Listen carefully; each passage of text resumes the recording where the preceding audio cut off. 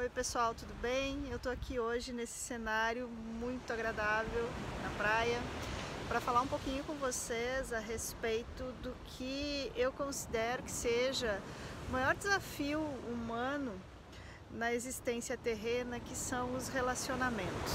Não só relacionamentos amorosos, mas em todos os níveis. Geralmente é onde nós temos as nossas maiores dificuldades, né?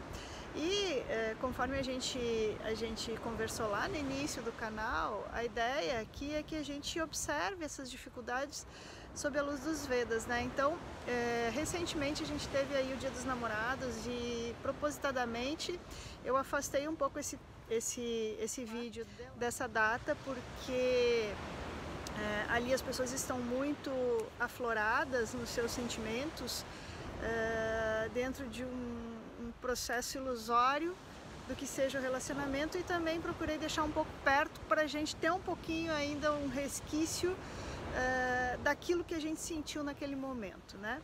Então, mais uma vez falando, não só sobre os relacionamentos amorosos, românticos, mas também falando de todos eles, os Vedas eles têm algumas coisas para nos ensinar a respeito disso. Então lá no Bhagavad Gita a gente tem esse verso que vocês estão vendo aqui, e esse verso ele traz justamente algumas opções para que a gente possa desenvolver os nossos relacionamentos da melhor forma possível, principalmente no âmbito da comunicação, né? Então vamos falar um pouquinho sobre esse verso. Anudvega karam. Anudvega nós podemos traduzir mais ou menos como não agitar, e karam como prática. Então assim, é não ter a prática de agitar. Agitar o quê? Agitar a mente do outro, agitar a nossa própria mente com as nossas falas internas e com as falas que a gente tem e que atingem as outras pessoas. A respeito disso eu tenho uma história para contar muito interessante. Eu tenho um amigo que ele é do movimento Hare Krishna e é um dos primeiros Hare Krishnas no Brasil, assim, teve contato com Prabhupada e tudo mais, e um dia nós estávamos desenvolvendo um projeto juntos e eu na minha ingenuidade de achar que as coisas, as verdades e as coisas todas devem ser ditas sempre, eu achei que existia uma pessoa que precisava saber que aquele movimento estava acontecendo e falei para ele, falei: Prabhu, será que a gente não deve contar para essa pessoa que a gente está articulando esse movimento, que a gente vai colocar em prática essas ideias e tudo mais?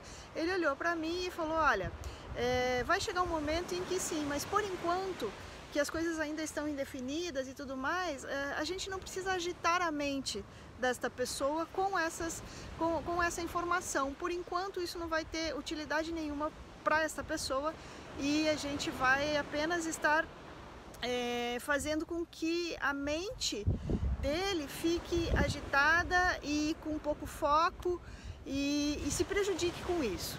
Isso me ensinou muita coisa, né? Então eu trago isso, já aconteceu há alguns anos, e eu trago isso muito presente na minha vivência do dia a dia, quando eu posso, quando eu consigo, né? Para poder realmente agir de maneira a não causar distúrbio, né, nas pessoas com aquilo que eu produzo na minha fala ou nas minhas ações.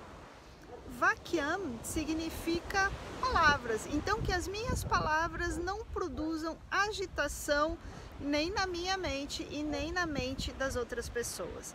Esse é o significado dessa primeira parte do texto.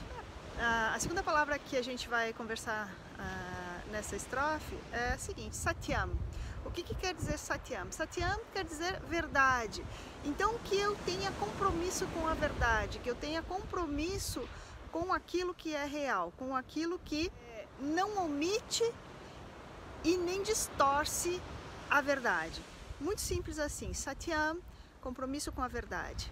A palavra Priya, ela significa fazer a coisa de maneira agradável, com gentileza. Então as palavras, a troca de informação, ela deve ser gentil, ela precisa ser agradável, ela não precisa ser agressiva, para que a gente possa criar uma comunicação carregada de empatia, carregada de significado e bons significados, e também que possa ser absorvida pela outra pessoa de maneira feliz, né? Que a gente não esteja agredindo alguém com as nossas palavras.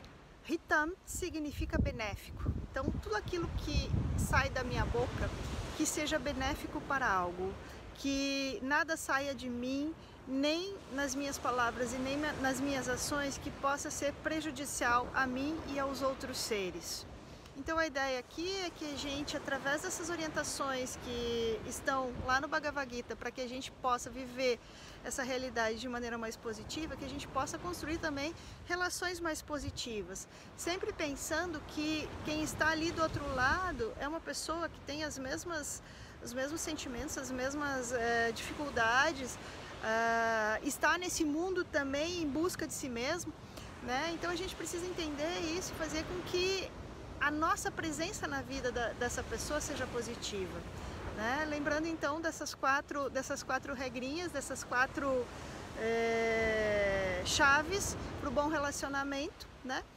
Não agitar a mente, nem a nossa e nem a do outro, fazer as coisas de maneira gentil, embasar a nossa vida e as nossas ações na verdade, e que tudo isso possa ser benéfico para mim, para o outro e para a sociedade.